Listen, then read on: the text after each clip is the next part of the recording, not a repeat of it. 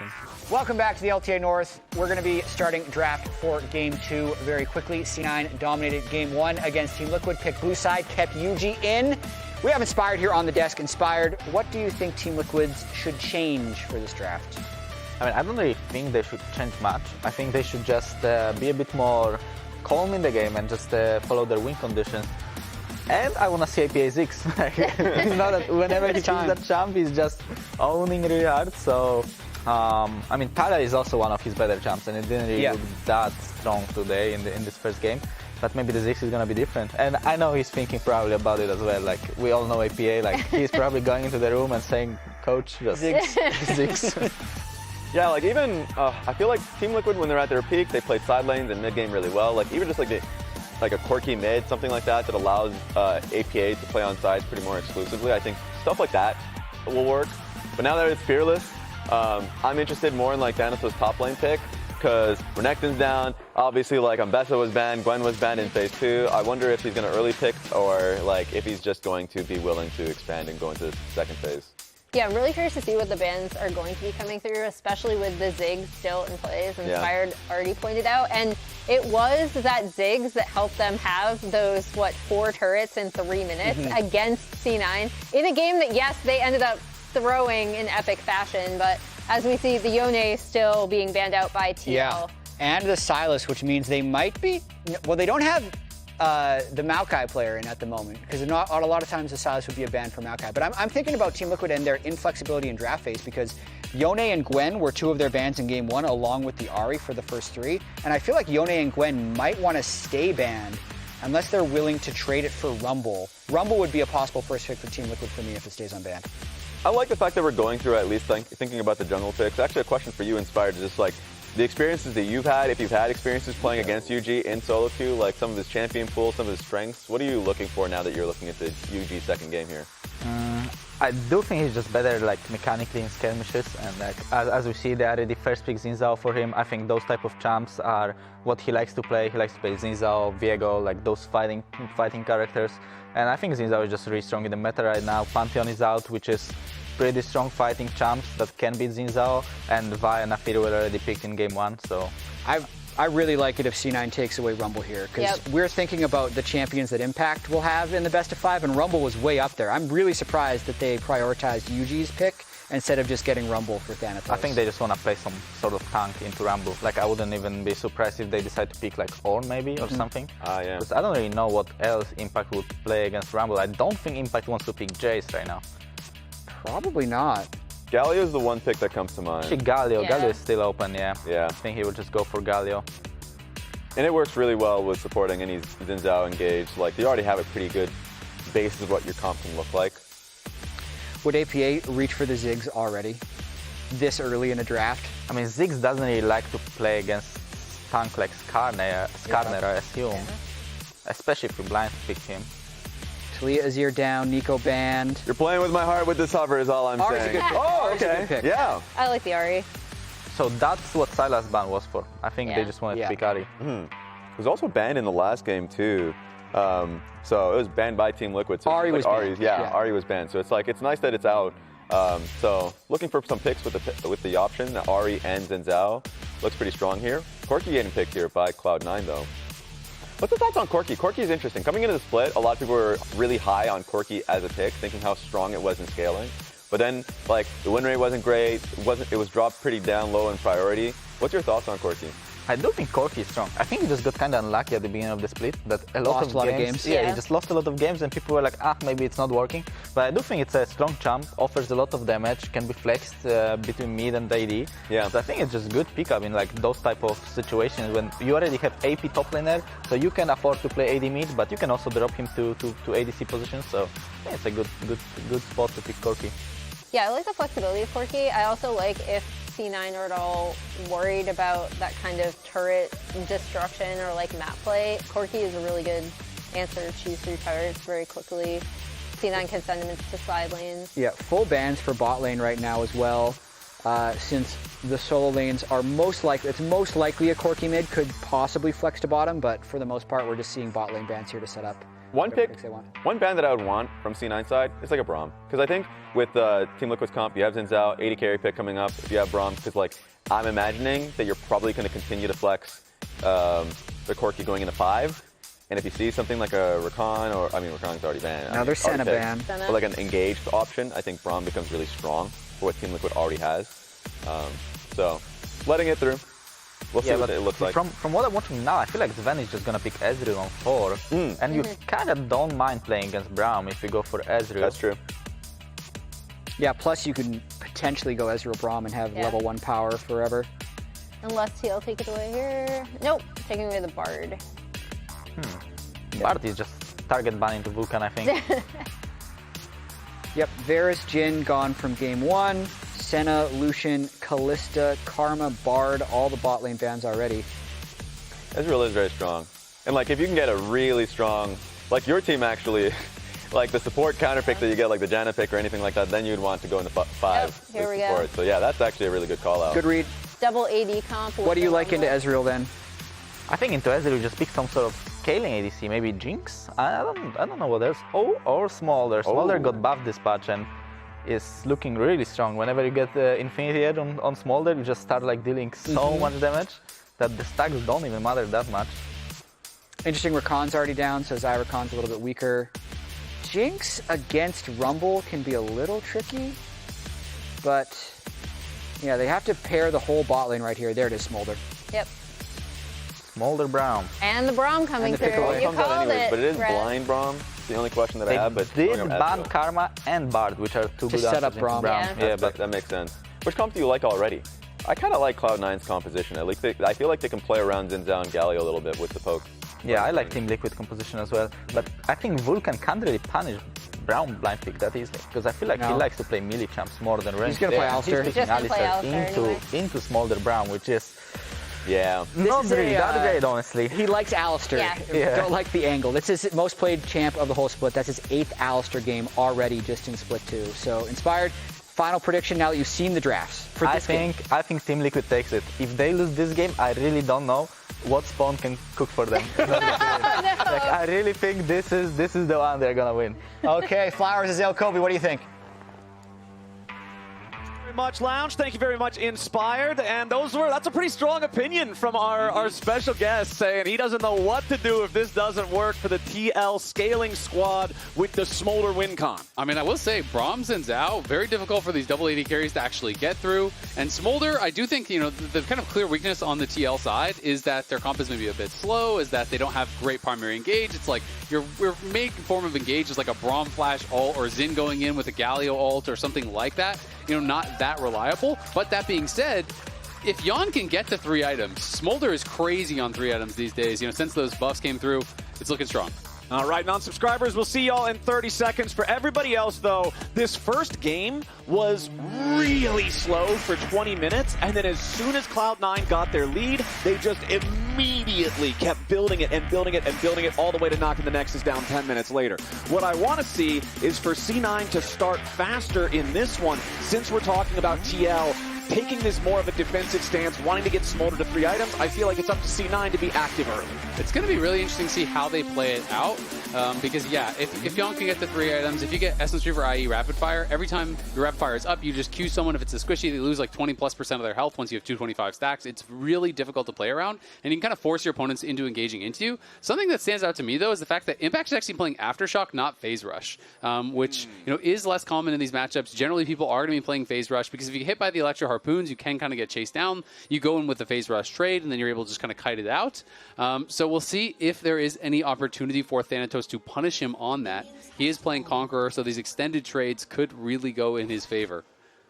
Right. Everything else seems pretty standard in terms of summoner spells, in terms of keystones. Cleanse for Zven versus the barrier on Yeon with the Smolder. Heal for both of the supports, just playing for the defensive angle, keeping those 80 carries nice and healthy. Doesn't look like we're getting anything super wild here at level 1. Doesn't look like Blaber's going to be going for the crazy flash over the wall, Skarner buff steal or anything. Yeah. I mean, you talked about how last game was slower. I feel like TL wants to play that sort of game, right? It's like you have heal Guardian on your Braum, you have Barrier plus Fleet on your Smolder. You're just trying to play to scale and knowing that it's going to be very difficult for the C9 comp to actually reach Smolder and pick him off if he's not out of position. Yeah, I guess the areas they could create some action is mid-jungle, like Yuuji and APA. But whenever people talk about Yuuji, they talk about, yeah, he is really, scale-focused and farm-focused. So we'll see how many risks they actually end up taking. Charm flashes from APA may be an opportunity. Thanatos could also be vulnerable potentially. Obviously, Galio has great gank assist for the Zhao, so there definitely are opportunities for them to play. But we will see. Kangas, though, is standing by with C9's coach and Arrow. Thank you very much. I have an Arrow here. Arrow, Yuuji's the name on everyone's mind right now. What kind of challenges does that pose to you as a coach, having a 6-man roster to prepare for? Nothing crazy too much. We kind of know what to expect from both of them because we've watched their games and seen. All junglers are kind of playing the same stuff right now. Maybe one jungler doesn't play one champ or something, so you ban around it, but it's nothing too crazy. Just treating it like another team. Are you expecting Yuuji for all the games today? Yeah, we're expecting Yuuji for every game, but if they change it up, cool. I'm not sweating it. You never know. We actually had a fan in the audience as well. It's their birthday today. Can you say happy birthday, Aiden, for me? Yeah, happy birthday, Aiden. And actually, surprise, this was Aiden's sign, so an Arrow just cheered on the enemy. So congratulations on that, an Arrow. With that said, we're going to send it back to the casters.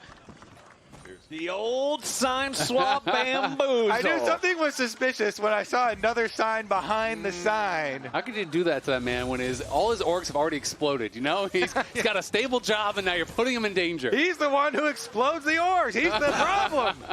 He was just talking about how well prepared they were for the draft and everything, but he wasn't prepared for the signs. He let it slip through. Betrayed. He also by another an Arrow. Very nonchalant. He's like, yeah, whatever. Junglers are junglers. They do the same stuff. I don't care if they sub in. We'll see about that. Okay, so far, though, after the full clears, you have a little bit of a move from Umpty up towards that top side, towards Impact. Yeah, and Impact, we want to talk about, obviously, game number 1 was not, his fault or anything like that, but he has been underperforming this split. These are his stats compared to his own stats. So out of the 22 splits that he has played, solo kills is including, all of playoffs and stuff, but this is actually the first regular season in his entire career where he didn't even get one solo kill, right? He's not been performing to that same level, but historically, he has always been a guy to step up really when it counts, when they go international, when they go playoff time. Game number 1, I think he was solid, so we really want to see a strong performance from Impact so TL can get back to their winning ways and really challenge these teams at the top like C9, like FlyQuest, that are those expected top 2.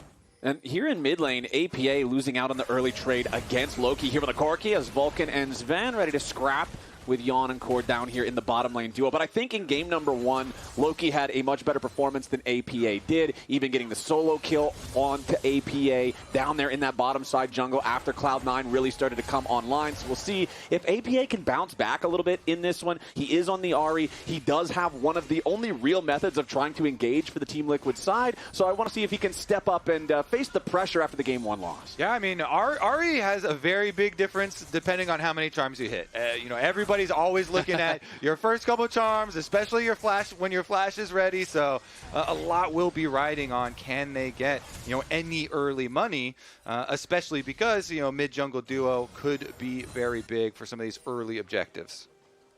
All right, teleports used for both of our mid laners now as they go back, make their first purchases. Nobody's getting a huge early purchase. It's not like APA was able to make it to a lost chapter or anything like that. Not like we have any completed big components for the Corki either, as everybody just has that basic tier 1 400 gold type of junk. So no decided advantages there, as our top laners are both hitting level 6 and about to make their first recalls as well. And I mean, you can see what kind of a game Zven is also expecting it to be when his first base is tier colon emote, right? Like he's just looking to farm. You basically spend a lot of gold without getting any combat power whatsoever. On the other side, Yeon does have a pickaxe. So one of the things that I think people sometimes over-focus on with Smolder is like how perfect your CS is to get stacks, but often trading is really the way that you accelerate it. So if you do have a combat advantage, you can step forward and constantly be trading Qs and being able to really accelerate it, because every time you get to one benchmark, it accelerates your speed at which you get to all the other benchmarks. So you get to 25 fast, now all of a sudden you're AoE stacking the waves, you're getting to 125 faster. When you get to 125, all of a sudden you're Q bouncing through the range minions and stacking off your opponents and getting to 225 faster. So it really is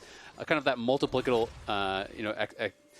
acceleration. Yep. Couldn't think of the word. Multiplicative. Yes. Multiplicative. Yuuji, though, he talked, when you interviewed him actually before the game, he was talking about Blaber, and he was like, yeah, that guy loves crabs. and Team Liquid can run him off of this crab, so they won the big fight over bottom scuttle crab here, and Yuuji can sneak into the back of the dragon pit with the wind becomes lightning, charge on over, so Team Liquid already here doing some nice things.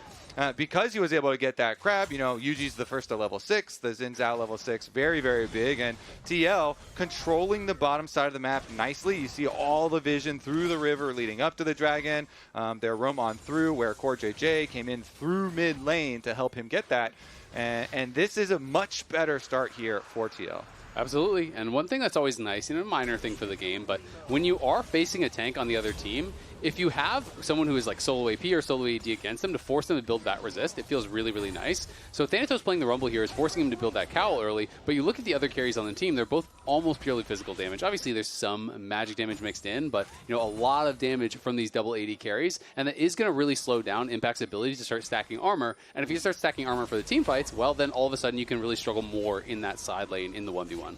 Always nice to make the tanks have to make that tough choice on the itemization, as it looks like our bottom lane duos will now swap up to the top side of the map as we have less than 5 seconds until the grubs have spawned. Remember that in game number 1, it was Team Liquid winning out on the neutral objectives early. They got both of the first dragons. They got 2 out of 3 of the grubs. And with that first dragon already secured by Yuuji, we'll see if C9 can do a whole lot here with the grub pit. It looks like we're going to see the same thing that we saw in game 1 with Blaber, making sure he shows up, making sure he secures just one of the grubs, stop the Void Mites from spawning for TL, but then don't overplay your hand, and Team Liquid will secure the other 2. Yeah, nice stuff from them. I think this time around, a little bit, I'd be wary if you are Blaber playing into Yuuji. The Zhao with like even a very slight lead can be very, very dangerous, so we'll see some of the chunks here going through mid lane. Cloud9 were really early rotating Zven and Vulcan over to the mid lane. But it doesn't look like they're going to pay too much of a price. All right, Team Liquid putting down some vision up here, keeping track of the Krugs, making sure they'll be aware whenever Blaber wants to show up. But he's on the other side of the map right now. Thanatos and Impact still just scrapping 1 versus 1 down there in the bottom lane. Thanatos with a slight lead in terms of the gold, but no huge major leads in any one specific matchup for either team so far. Couple hundred here, couple hundred there. But really, it's a dead even game again. Yeah, and it's interesting just to see the lane assignments here from C9. They have moved Loki up to basically be the duo lane. He's acting as that kind of AD carry for now to go up against Yeon and CoreJJ. Zven going to be just kind of farming it out here against APA, so maybe just feeling like Corki is going to have a better time in that 2v2 than Zven on the Ezreal will. Of course, Ezreal is a little bit low on the wave clear, so this is going to mean Ahri gets pushed in mid lane, and you can see Zven is getting pressured, and APA may be able to slowly but surely kind of whittle away on some of these plates. All right, next dragon not spawning from another 2.5 minutes. There shouldn't be a whole lot of reason for anybody to really take a fight unless that's what they absolutely want to do. And we've already spent plenty of time talking about how Team Liquid just doesn't want to do that. So I expect things are going to just really continue back and forth a little bit with this type of Vision War play. CoreJJ always trying to track the enemy jungler here. Maybe throw a Winter's Bite over the wall. Nicely done there from Core to steal away the big Krug. Feels really good. And Yeon, when you check in on the stacks, already at 77 stacks before he has any CDR, purchased up whatsoever. He's going to be working towards the Essence Reaver. And of course, as you complete that Essence Reaver, you get the additional CDR. It's going to get faster and faster and faster as you hit level 9 and get the max rank of your Q as well. So he's really on a good pace right now for stacking, and it seems like they're going to move him mid, potentially start feeding him some of these jungle camps as well, giving over Raptors and things like that can really accelerate it also. And it's clear to me that TL just wants to play all eggs in the Yeon basket. Like, this game is basically, all right, Yeon, we're going to build for you, we're going to play for you, and it's up to you to carry us. And they keep trying to chase these C9 lane assignments. They rotated again, Cloud9, Zven from mid lane, then down to bottom lane, then all the way up here through river once again, constantly moving. They swapped him with Thanatos up to the top side. They don't have that teleport anymore. Loki does have his for the bottom side now, that then he takes Zven's spot. So we keep on playing musical chairs here with every single minion wave. And Cloud9 constantly rotating and causing this kind of follow-up. And Impact even has the full Hollow Radiance. So I was going to be interested to see, did he just sit on Cowl? Sometimes people will just sit on Cowl and then start building HP and armor and things like that to be kind of more ready for that fight. But this does give him a lot of wave clear. It is quite a nice item in the 1v1, so that's going to be really helping out for Impact, especially if you're not going to be building a lot of AP. But there are quite a few different builds that you can do on Galio these days. Even when you're going like, tank Galio in quotation marks, you can do Riftmaker second and those types of builds. Sometimes people splash in Zonias, and sometimes people do go just pure full tank.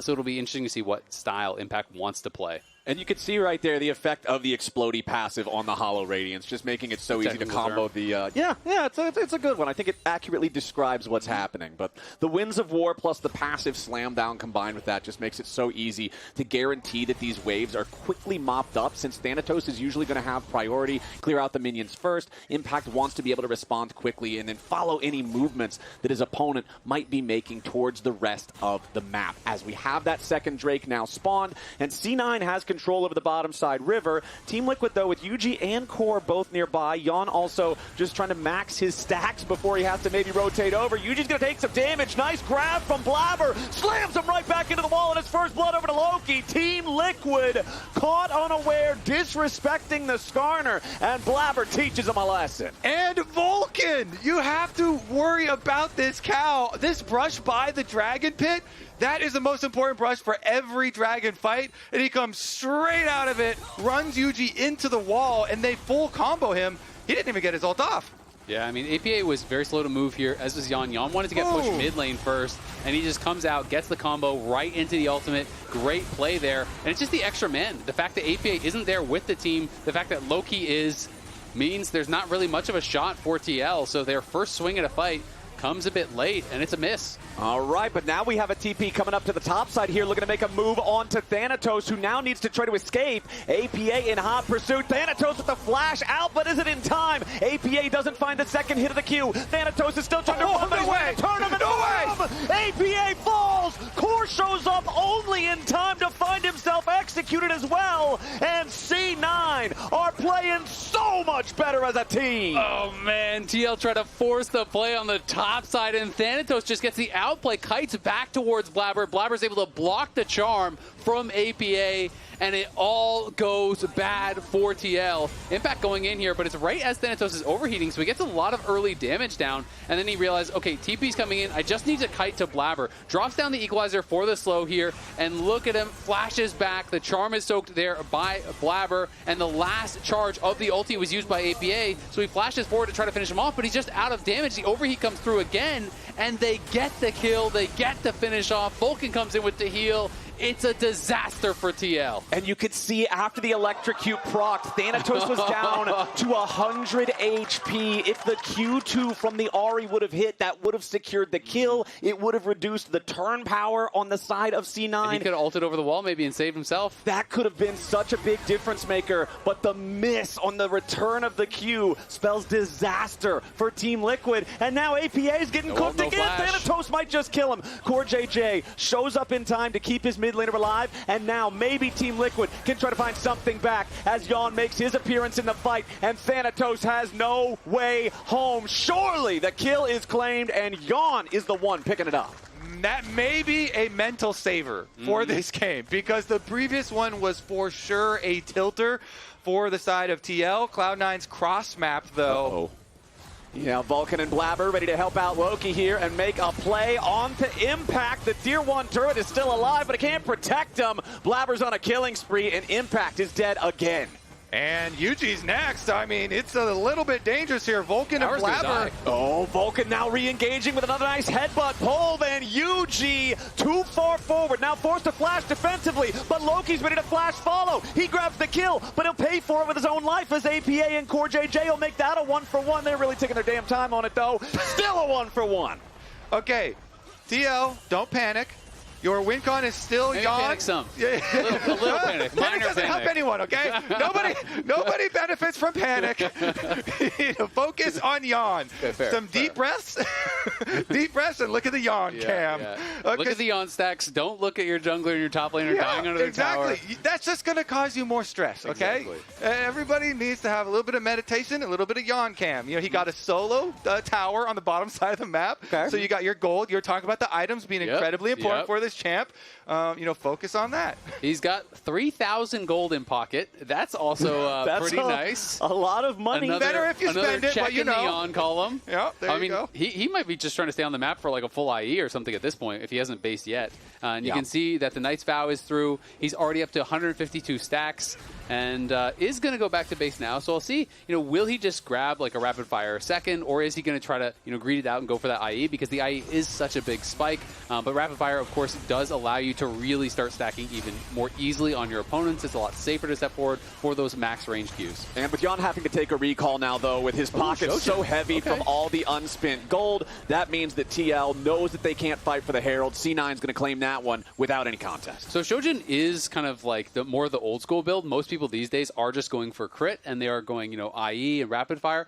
Shojin, though, does give you the basic ability CDR, so it's going to be helping your stacking speed. Also gives you a little bit of HP, and of course, as you're mixing in more and more abilities, you're going to be getting that ramping damage. So it is quite strong, but it is, I would say it's like the less greedy but less powerful version of the IE. But he is going to be setting himself up well. And of course, you still can get an IE later in the game. Usually if you go for this, then you're going to go rapid fire third and then IE fourth, which does mean it comes quite late.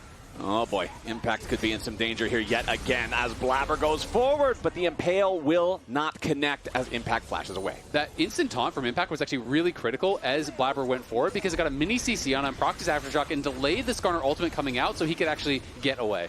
All right, APA's coming down. They're going to fight it. Okay, C9's already got the Drake started up. Yuuji into the pit, immediately trying to make this a smite fight. Thanatos over the wall, but now C9's got to be a little bit more careful as Yuuji is still trying to get away, and Vulcan is drawing all of the aggro from TL. Thanatos confirms the kill on Yuuji. Vulcan gets away from APA, who tries to get the kill, but cannot do it. The Ahri is not strong enough. It is a Drake plus 2 kills for C9. Team Liquid looks so desperate in every play that they make. Honestly, since that first Dragon, everything feels like they are reaching. They are under pressure. I guess Yeon is the only one actually that still looks calm, so maybe you're okay with your Yeon cam only view for Go DL. to Lox cam, only on Yeon.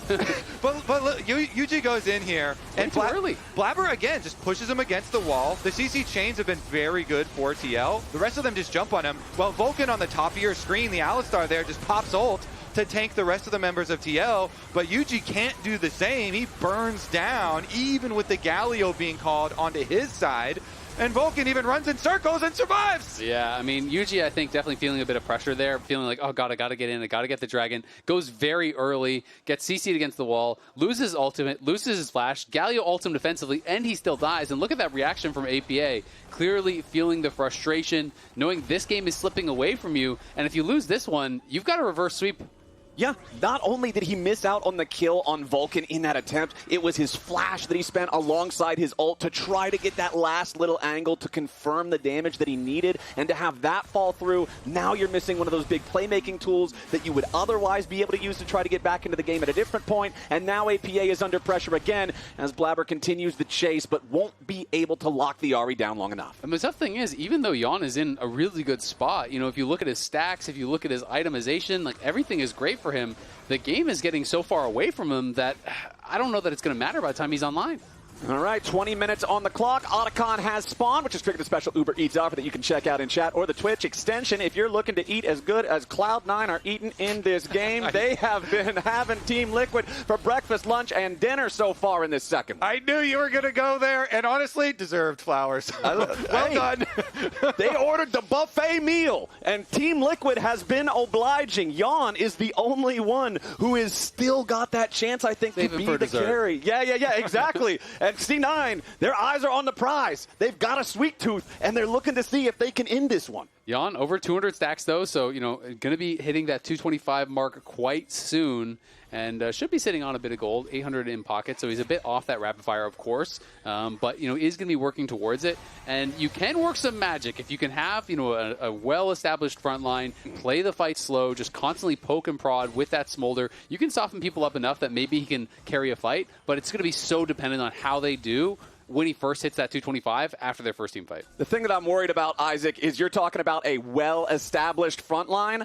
I see a front line that is 0-2-0 and 0-3-1. This front line for TL having some struggles, but Zven now in some danger, trying to get away. The charm from APA doesn't connect. Sven's able to escape, and now Yuuji is under pressure. Thanatos flashing back into the Baron pit to try to create a little bit of extra distance between himself and Team Liquid as Blaber jumps over the wall. A slam into the terrain, followed up by an Ice Impale, but nobody's dead just yet. Vulcan's going to be taken down as APA finds the kill, but Team Liquid has also lost their own support. Yuuji's about to die to Loki, who secures the kill there as Impact drops, and now without Yeon alive any longer, C9 slams another fight. It is a little messy, but it's all Cloud9 in the skirmish. Here's a look at it as they start up the Otacon themselves, and Zven was very far out, so it got a little dicey, but that charm did not follow up from APA. Zven had cleansed to be able to get out of range, kept on moving up the river to his team, and then Thanatos, as you said, flashing but still in the pit. Then it's when they make the call to turn. Blaber plus the Ezreal ult does a lot of work. Exactly, and Blaber's ult had to be flashed there by Yeon, and then Yeon is just constantly getting distracted by Zven. He can't actually get him. He keeps going out of vision. He flaps forward, tries to get in on him, is not able to even win the duel. He's their strongest member, couldn't get a lot done in that fight. It was great selection from C9. Anti-count together, okay? Together.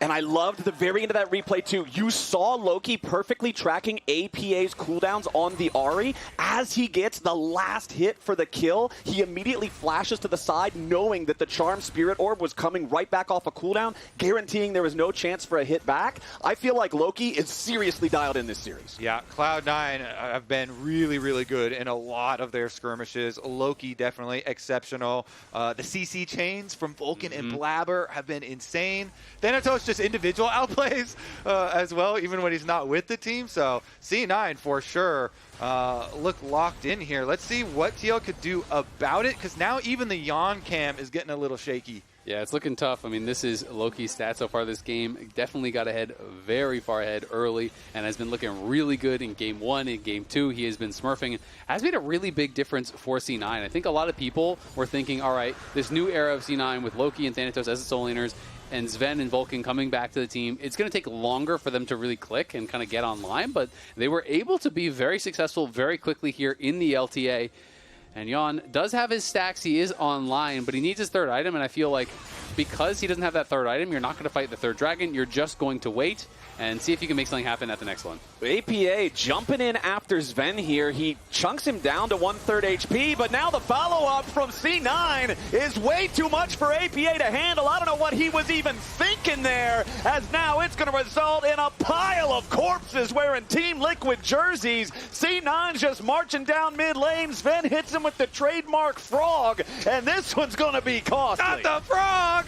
That was looking like an emotional engage from APA, trying to get Zven under the tower there. They don't even get close. They just chase him down, kill him off. Yeon gets flash ulted by Blaber. They're looking for a potential end here at 24 minutes. I think this game is done. They've got a big minion wave. Impact and Yuuji are going to try to defend this, but it's a 2 versus 5. Zven backs away. All right, C9, they don't have quite enough in the tank to end the game just yet, but that was a big blunder from APA. We call that one a little int check just at the end. Oh, you know, maybe they come out and they int a little more, and then we just end the game. The int check. I like TP, man. TL's just going to try to chase this. Okay, Team Liquid. Desperation hours. Desperate to try to find anything, and all they're going to find is an ambush lying in wait. Impact already dead. Yuuji tries to fight back, but the wind becomes lightning, but a beautiful equalizer from Thanatos guarantees Team Liquid's retreat. Vulcan ready to bury the enemy support as Yuuji and Yeon are both forth back over the wall with the blast cone. C9 can do no wrong in this one. Team Liquid looks completely frazzled. Yeah, this one's looking pretty cooked, and I'm looking at my watch. It might be umpty o'clock. Might be seeing a change-up, testing out this 6-man roster. If you're going down 0-2 like this, slammed in back-to-back games, I think it's time to smash the case and let out the umpty, try something different here for TL, because Cloud9 is running away with it. Yeah, honestly, anything that you could do to have like a big shift for the team just mentally, because it does seem every player cam we go after, every single play, they are really, really feeling these losses in every single team fight. So Definitely going to have to change something up here for TL, for Spawn. Of course, this game isn't technically over, but it is looking like it is. Here's another look at the, I guess, in check part 2, where they camp inside of the jungle. You know, you've got your 9,000 gold lead and have such good turn from Cloud9. A lot because of Vulcan and because of Blaber, you know, the CC that they do bring, but a couple more kills gathered, and those mean that you're going to be returning with the Baron buff. That should definitely wrap things up. I mean, honestly, that second chase, I didn't even really mind because the game looks so cooked at that point that it's like, okay, maybe they get lazy and they're recalling it, you know, separately, and you can get some kills. It's a YOLO. Exactly. At that point, every play is a bad play. Every play is, you know, a really low percentage play. So I'm not really mad at that one, but C9 here does have the Baron buff, and they are barreling down for some of these tier 2s. You can see Impact trying to push out top lane, see if they can get a little bit of something back, but mid lane inhib is already open, and C9 are coming for this bot lane inhib. They want to crack the base. I mean, it's a 5-digit gold lead with the Baron. Equalizer forcing Team Liquid back yet again, but the wave is mostly cleared, except for the cannon minions, who are going to keep sieging this tier 3 turret in the bottom lane. Another big hit comes out from Zven's Ezreal, and Yeon is down to 10% HP. The Smolder's forced back. That's the only win condition. Team Liquid has to regroup around him, while their bottom lane inhibitor also falls. Now, the tier 2 turret is still standing up in the top lane, so it's not like C9 can just walk a little bit further up into the top side of this base and immediately claim the third, but I don't even think they need to. They're going in for the fight instead. Impact grabbed up by the Impale, barely gets himself away as Loki gets back over the wall, and Zven is on a rampage with Impact already dead. Now Yuuji is stunned up, and he will follow his top laner straight into the abyss as Team Liquid, now in a 3v5, scrambles to try to defend. C9 with the Baroned up minions, going after the Nexus turret. Zven kills APA as Core and Yeon try to flash back into the safety of the fountain. There's not enough stacks in all of Runeterra for Smolder to carry this one. Zven keeping them stuck inside the fountain. C9, 20-3. Go to match point.